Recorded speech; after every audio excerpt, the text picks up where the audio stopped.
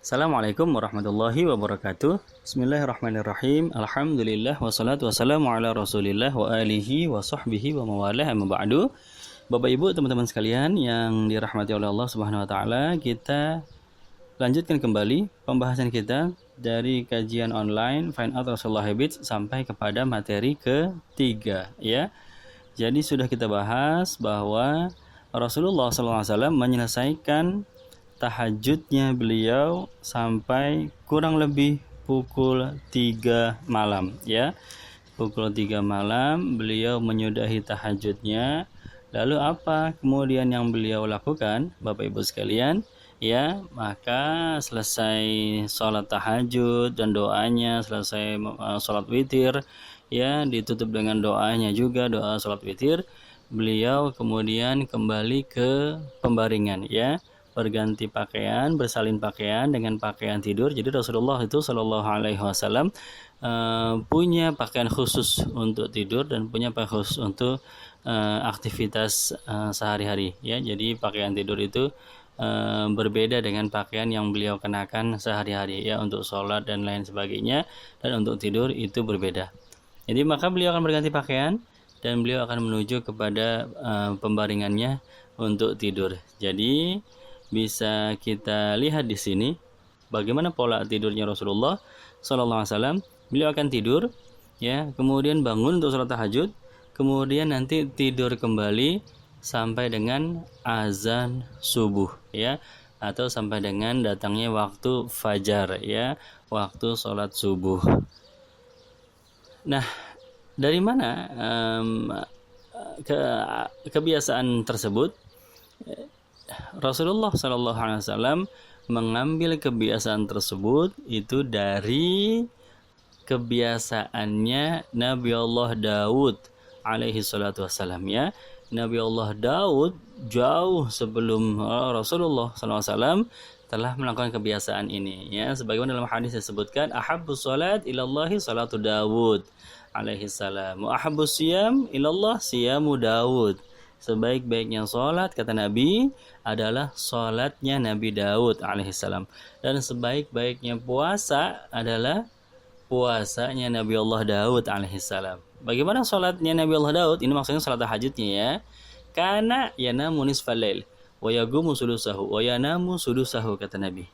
Ya, jadi sholat tahajudnya Nabi Allah Daud yanamu nisfal lail. Pertama beliau akan tidur dulu, nanti bangun di pertengahan malam, nisfal lail, wa yaqumu sulusahu, dan kemudian beliau akan melaksanakan sholat Nabi Allah Daud ini sampai kira-kira durasi sholatnya itu setara dengan sepertiga malam. Kita sudah bahas ya, sepertiga malam itu durasinya kurang lebih 3,5 jam ya, karena satu al-lail malam itu panjangnya adalah 10,5 jam ya, maka kurang lebih sepertiga malam durasinya itu 3,5 jam, boleh kurang boleh lebih ya, atau sebagaimana Rasulullah SAW juga melakukannya 3,5 jam lebih sedikit ya, sampai kira-kira 4 jam. Jadi Nabi Allah Daud tidur dan kemudian beliau akan bangun nisfal lail wa yaqumu sulusahu, dan kemudian beliau akan melaksanakan sholat sebanyak sebanyak durasi sepertiga malam, wa yanamu sudusahu, dan kemudian Nabi Allah Daud akan tidur kembali pada 1/6 malam yang terakhir ya. Sudusahu itu 1/6 ya, sudus 1/6 ya, sadis ya itu 6, sudus 1/6 bahasa Arab ya, antik sekali ya, beda huruf doang, beda harokat doang udah langsung berubah. Jadi Nabi Allah Daud selesai melaksanakan sholat, beliau akan tidur lagi sepanjang sisa 1/6 malam yang terakhir. Kalau diambil dengan pendekatan jam, pendekatan waktu, maka kurang lebih 1/6 itu jatuhnya pada pukul 3 malam ya, pukul 3 sampai terbitnya fajar. Seandainya fajar datang pukul 4:30, berarti 1/6-nya itu ada pada pukul 3. Artinya Rasulullah Shallallahu Alaihi Wasallam juga demikian, ya.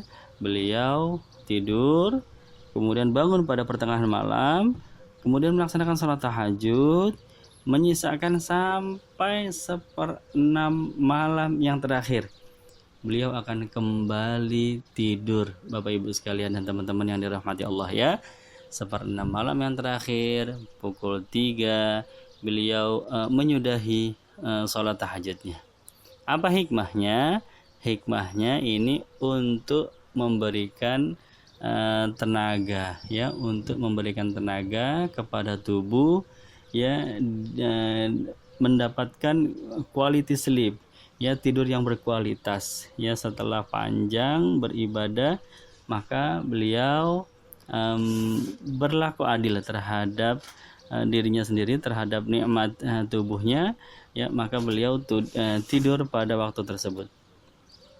Dan juga, ya, hikmah berikutnya, dengan tidur pada 1/6 malam yang terakhir itu akan memberikan kesegaran tersendiri ketika bangun untuk melaksanakan sholat fardu, sholat subuh, ya. Sebaik-baiknya sholat, meskipun untuk sholat tahajud, tentu sholat subuh lebih afdol, ya. Sholat subuh lebih utama, ya, dibandingkan kalau bergadang sepanjang malam, ya. Dibandingkan kalau sholat tahajud tanpa ada jeda, tiba-tiba datang waktu subuh, ya, sehingga belum sempat tidur walaupun sebentar, maka itu rasanya beda dengan orang yang sholat tahajud kemudian diselingi tidur dulu walaupun sebentar, ya, kemudian dia bangun pada waktu subuh. Insya Allah beda rasanya, ya. Ada kesegaran tersendiri, dan itulah yang diinginkan oleh Rasulullah SAW, ingin menghadap kepada Allah untuk sholat fardu dengan persiapan yang semaksimal mungkin, ya, kesegarannya semaksimal mungkin dan seterusnya. Jadi kesimpulannya, baginda Nabi Shallallahu Alaihi Wasallam pada pukul 3 ini yang kita bahas sekarang, pukul 3, ya, Bapak Ibu sekalian, ya, menyudahi sholatnya dan kemudian beliau kembali tidur. Atau alternatif lain, seandainya beliau tidak kembali tidur, maka beliau akan manfaatkan 1/6 malam yang terakhir ini untuk memberikan kebahagiaan kepada istri beliau, ya, untuk menjalin kasih sebagaimana seorang suami kepada istrinya, ya. Ini waktu mendekati fajar, ya. Ini disebut sebagai waktu mendekati fajar, yang mana dalam Al-Qur'an Allah berfirman dalam surat An-Nur ayat 58 bahwa waktu mendekati fajar itu juga disebut sebagai salah satu daripada salasu aurat, salah satu di antara 3 waktu aurat, ya. Min qabli salatil fajri wa hina tad'una thiyabakum minadh dhahira wa min ba'di salatil isya, kan begitu, ya. Surat An-Nur ayat 58 memperinci ada 3 waktu kata Allah dalam Quran, ya, yang mana disebut sebagai salasu auratil lakum, 3 waktu aurat. Artinya pada waktu-waktu itu biasanya, ya, seorang suami atau dengan istrinya itu dalam keadaan sedang terbuka auratnya, ya. Ini bahasa yang bahasa yang sangat santun sekali, ya. Al-Qur'an menjelaskan seperti itu, salasu aurat, 3 waktu aurat. Jadi seolah-olah yang aurat itu waktunya, padahal bukan waktunya yang aurat, melainkan keadaan dari orangnya. Kapan itu? Min qabli sholatil fajr, sebelum subuh, ya, salah satunya itu. Wa hina tad'una siyabakum minaz zahira, begitu pula ketika tengah-tengah siang hari, pada waktu siang bolong, ya. Wa min ba'di sholatil isya, dan juga setelah sholat isya, ya. Jadi kesimpulannya bahwa waktu sebelum subuh itu memang waktu yang biasa dimanfaatkan oleh Rasulullah SAW untuk memadu kasih dengan istri beliau Ummahatul Mukminin ya, sebelum subuh. Dan keuntungannya, manfaatnya daripada seorang suami bertemu dengan istrinya di awal malam ya, itu keuntungannya kalau di akhir malam ya mendekati subuh, maka suami istri dapat tidur dalam keadaan suci ya, bukan dalam keadaan junub ya, karena junubnya kan di akhir malam cuma sebentar doang ya. Habis itu datang waktu fajar, maka mandi janabah, selesai bisa sholat fajar ya, sholat subuh. Begitu itu keuntungannya ya. Ini ketika ulama fikih menjelaskan mana yang paling afdol dalam hal suami berkumpul dengan istrinya, apakah di awal malam atau di akhir malam. Tentu ulama fikih mengatakan di akhir malam ya, sehingga apa ini mereka dapat tidur dalam keadaan suci ya, walaupun tidak ada salahnya juga ya, bukan merupakan suatu perbuatan dosa, boleh juga, nggak apa-apa di awal malam ya. Nanti kalau memang kalau memang ingin menunda mandi, bisa berwudu dulu sebelum tidur. Itu juga mengangkat kemakruhan tidur dalam keadaan junub atau dalam keadaan janabah. Baik Bapak Ibu sekalian, jadi rutinitas Rasulullah Shallallahu Alaihi Wasallam pada pukul 3 malam ya, ada dua alternatif.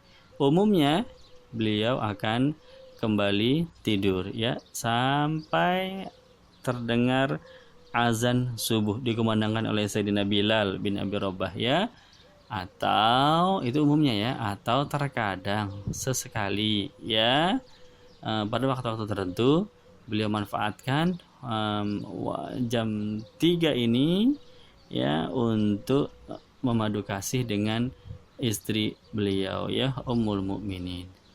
Demikian Bapak Ibu, teman-teman sekalian yang dirahmati Allah, mudah-mudahan bermanfaat ya. Insyaallah akan kita sambung kembali apa yang beliau lakukan pada pukul 4 ya, besok pada materi keempat. Billahi taufiq wal hidayah. Wassalamualaikum warahmatullahi wabarakatuh.